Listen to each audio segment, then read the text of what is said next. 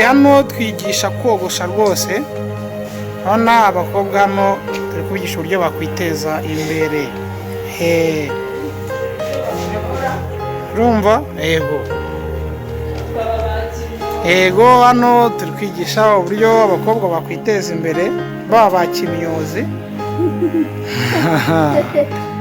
Yego rwose. Mukobwa kimyozi.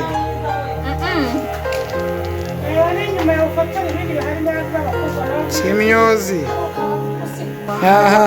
Kimyozi. Hano turi kwigisha uburyo rwose bogosha. Yego.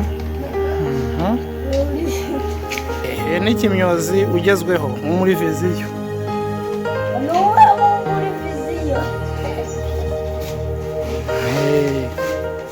Kimyozi wo muri viziyo rwose.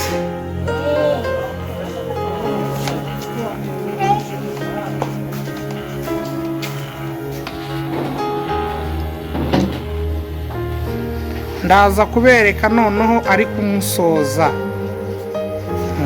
Ni kimyozi rwose.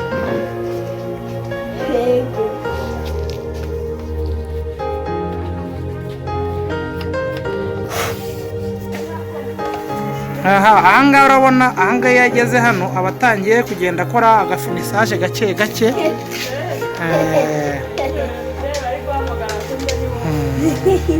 Wishinga imashini yijyana uyigurya kandi wikwihuta jyana gake gake.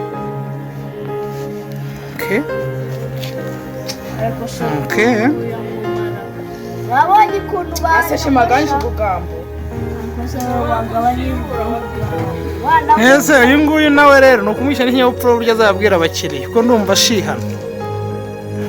Yinuka ajya abwira abakiriya none azajya abwira abakiriya ngo guceceka ubwo bugambo urimo uravuga urumva kandi ikindi ukugaragura umutwe cyane banza wogoshe hamwe warahita ujye uwuzenguruka.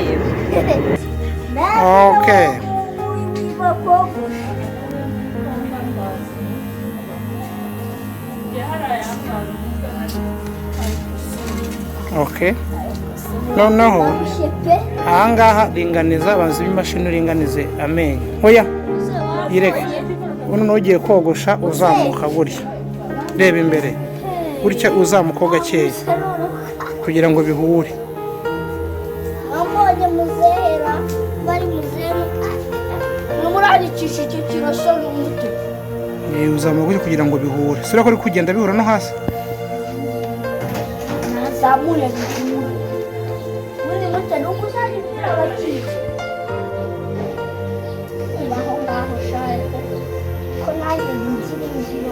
Urabona ari kugenda noneho ahuza hahandi hasi no hejuru. Abantu mushaka kwiga rwose muhamagare kuri 0785833442 ariko twigisha abakobwa gusa.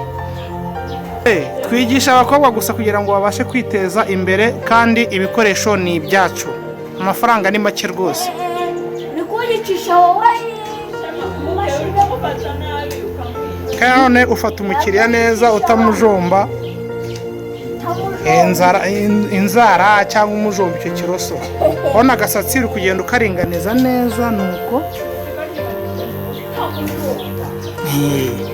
Yego rata tamujomba. Bajya ngo gutese nagazi ko turi